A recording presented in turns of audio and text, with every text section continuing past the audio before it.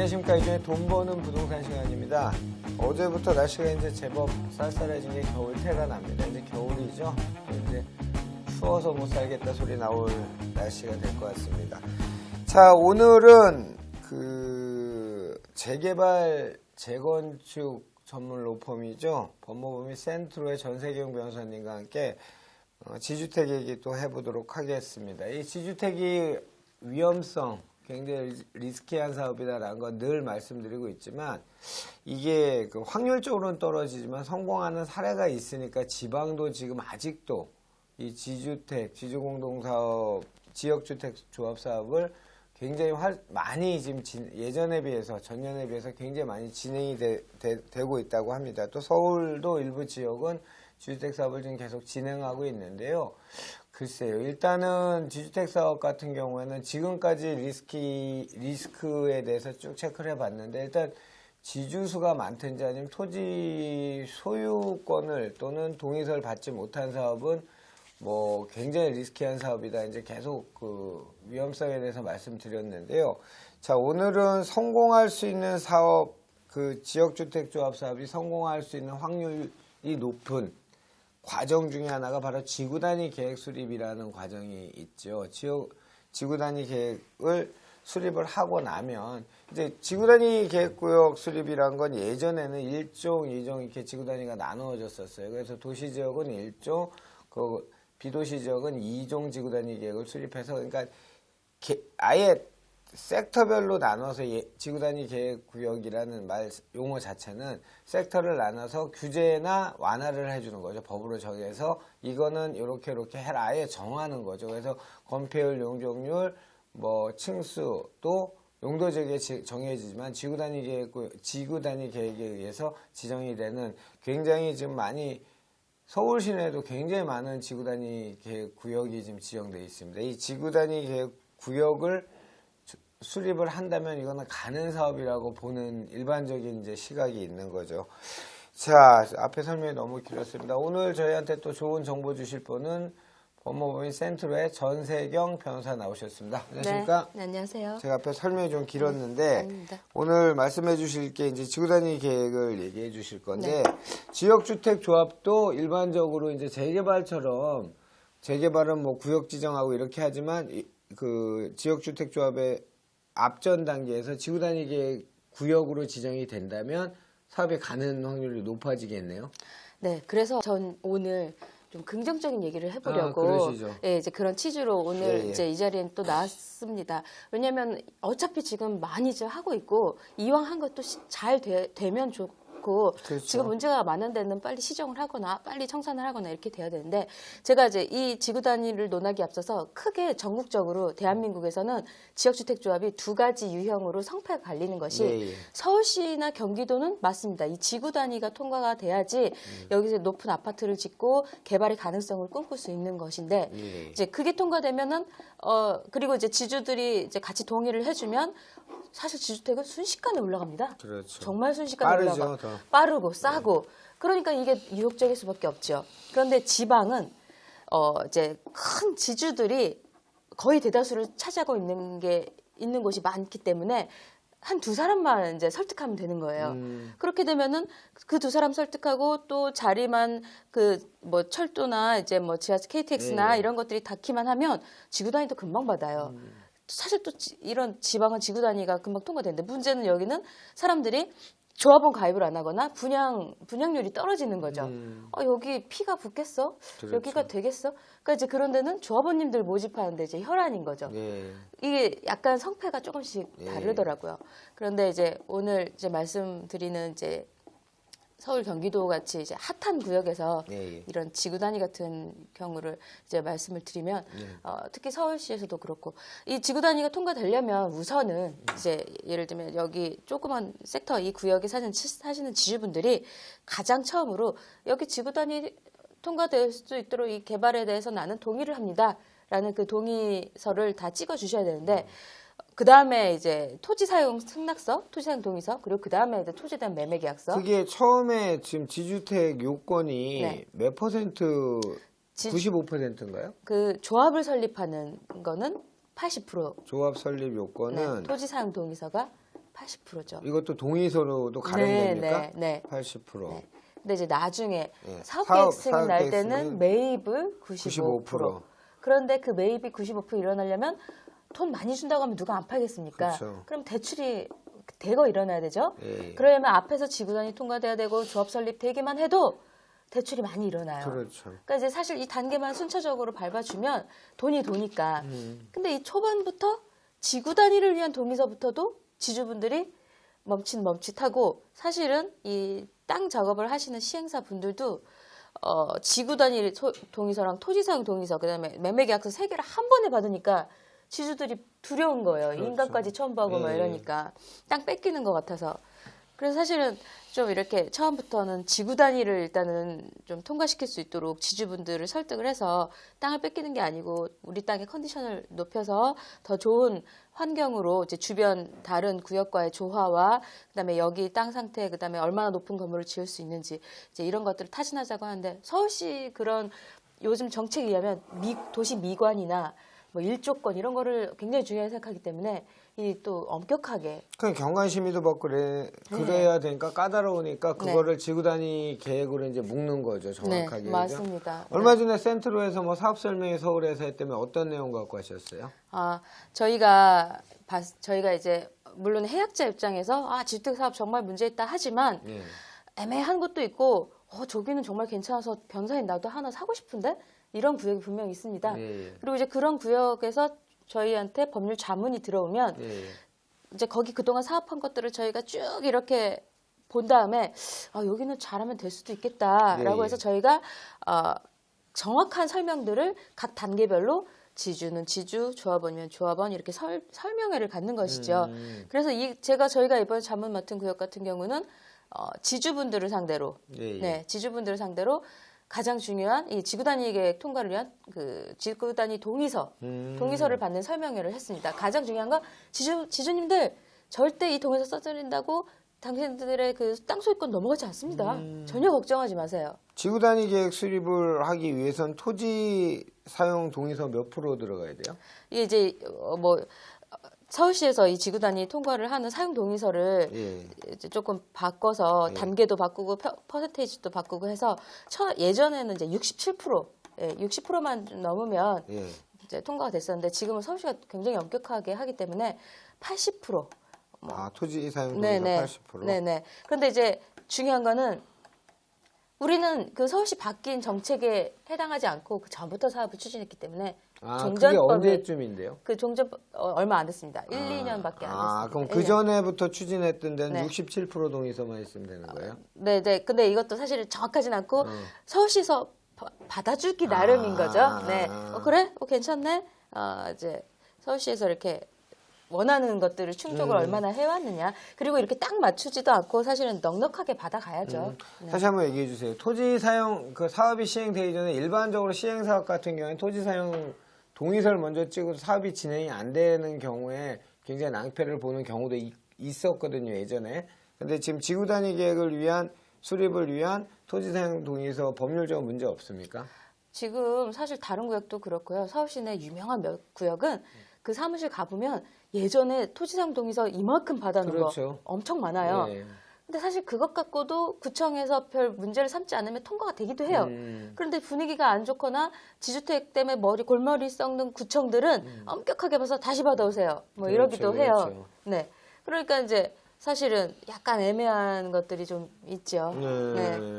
그리고 문제는 토지사용 동의서나 지구 단위는 이거는 우리가 꼭 통과시켜야 되는 게 아니라 누구든 좋으니까 통과해놓으면 이렇게 한마디로 터닫게 해놓은 거죠. 그러면 여기서 망해서 나가도 다른 데서 와서 하면 되는 거예요. 시행자가 나가더라도 네, 바뀌어도.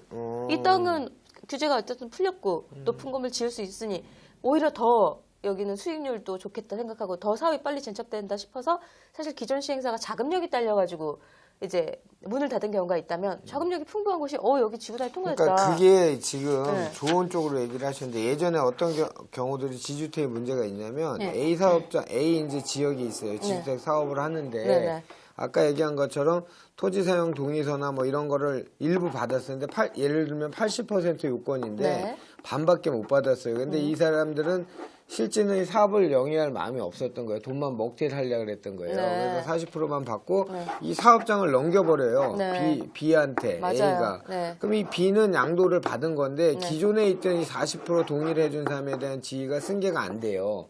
그럼 이 사람들이 피해자가 되는 그런 아주 악독한 사례들도 많았어요. 네. 보통 이런 승계 받는 사람들은 다 돈 주고받고 하면서 또 승계 받기도 하고 그러지 않습니까? 그렇죠. 그래서 자기들이 필요하면 토지 사용 동의서 미리 받아놓은 거 얼마나 귀한 겁니까? 그렇죠. 추가로 받게 하면 되니까.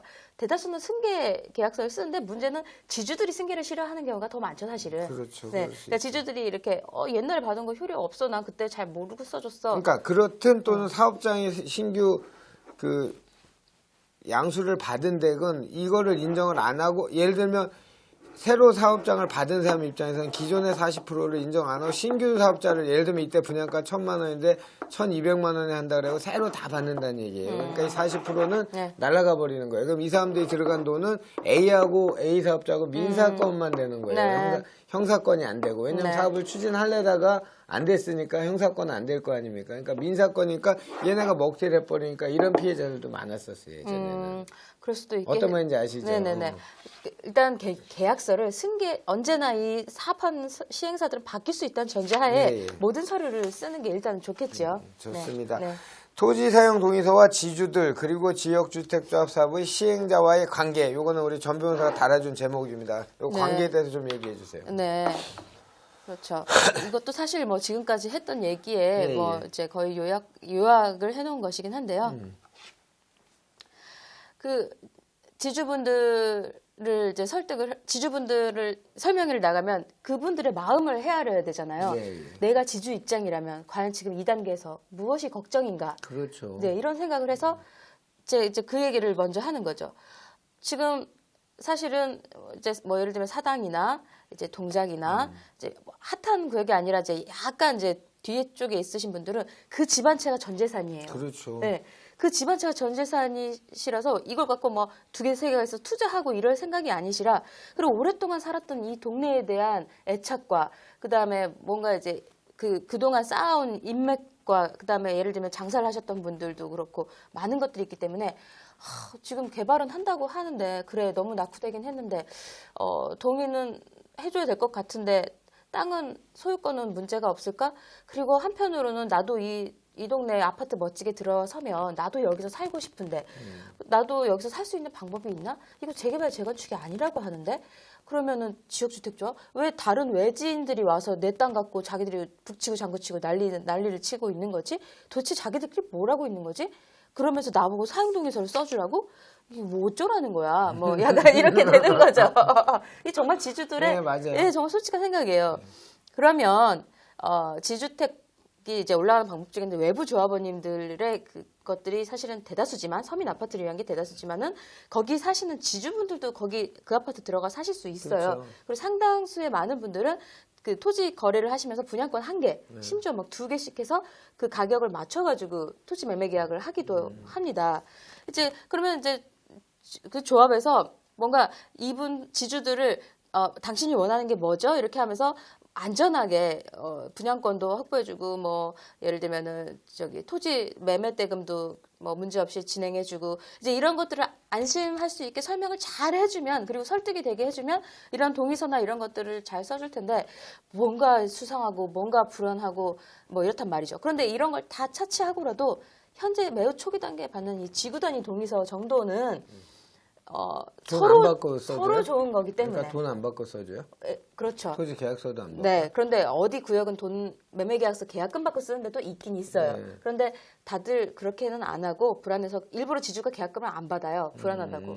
그래서 이 지구 단위를 위한 동의서가 먼저 들어오면 서로가 좋은 거니까. 왜냐면 높이 지어야 나도 들어가 살고 외부 자본도 들어가 살 수 있고 수익이 나야지 이 사업이 굴러갈 수 있는 거잖아요. 그렇죠. 왜냐면은 지주들은 추가 분담금 하나 없이 그러니까 땅만 일반 분양분에 대해서 얘기하는 맞아요. 거죠? 네, 땅만 이렇게 공급하려고 하니까 추가로 돈 내는 거는 또 싫으시니까 대부분은 그 아파트에 들어가 살고 싶으신 분들이 좀 많기는 해요. 그렇죠. 네.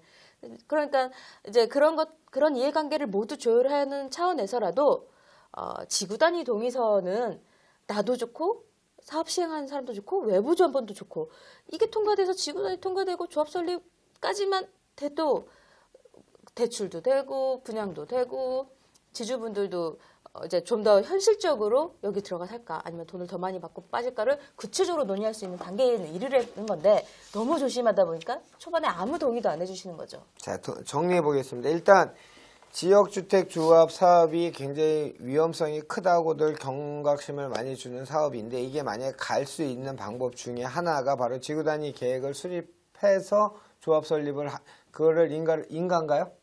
조합 설립 인가죠. 네, 조합 설립 인가. 지구단위 계획구역. 계획구역 지정을 받게 되면 네.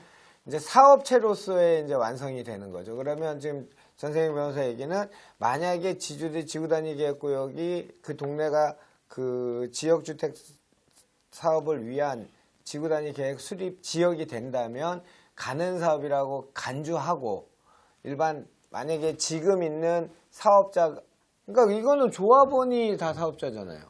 조합원이 사업자지만 예. 지주분들이나 일반 분양분도 있지요. 예. 네, 있지요. 네.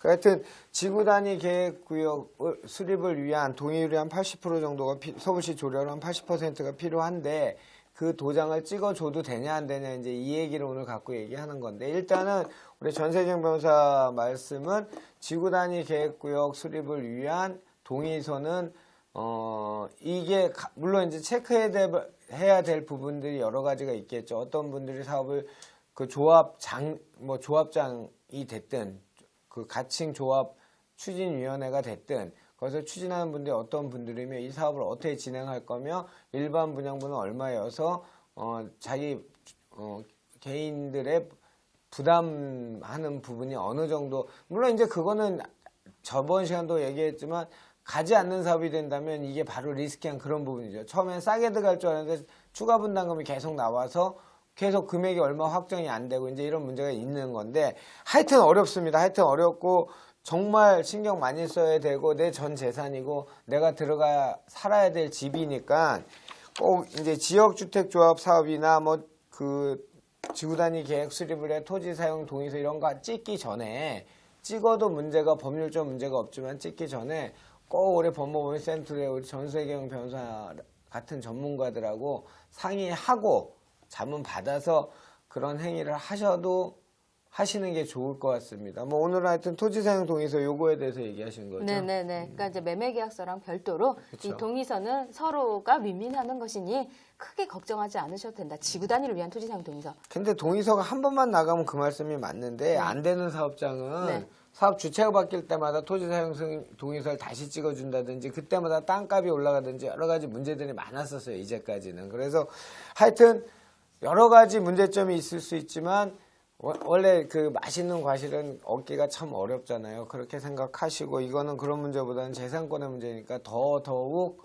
체크하시고 이 전세경 변호사 같은 전문가하고 꼭 미리 찍기 전에 계약하기 전에 상의 한번 하신 거 어려운 거 아니니까 전화번호 나가지요.